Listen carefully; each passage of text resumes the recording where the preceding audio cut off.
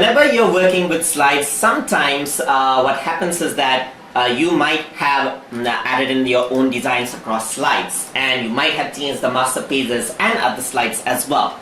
So if I want to use the same design in other slides that I make, I may not want to go through all of those once again. I may want to save a template of my own. So easily that can be done in PowerPoint itself. So let's say I have a template already made over here, which is green in color, and some text formats has been chosen. So if I want to use the same template, what I can simply do is I can go into the design section right here.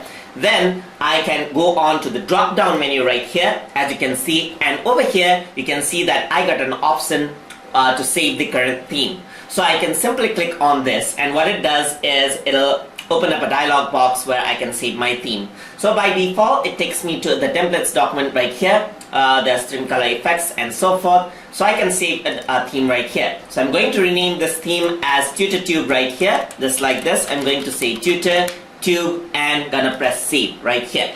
So now if I were to close the slide right here, so I'm going to go to File, close the slide right here.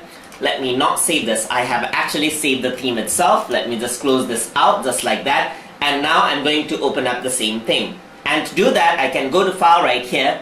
Gonna go to New right here. And you can see that there's something called the Custom tab besides the themes that I can choose from here. So I'm going to go into Customs. And there you can see that I got my TutorTube theme right here, which I actually made for my presentation. So I can simply click on this, and then you get a preview of this, just like this, on what the theme looks like. I'm going to press create, and voila, you get the same color combination theme right here with all of the master pages applied to it. So you can save a current theme of your own choice and then reuse it as much as you want. So that is how you can save a custom theme and reuse it inside of Microsoft PowerPoint. Hope you guys learned something as always. And as always, please like, comment, share, and subscribe.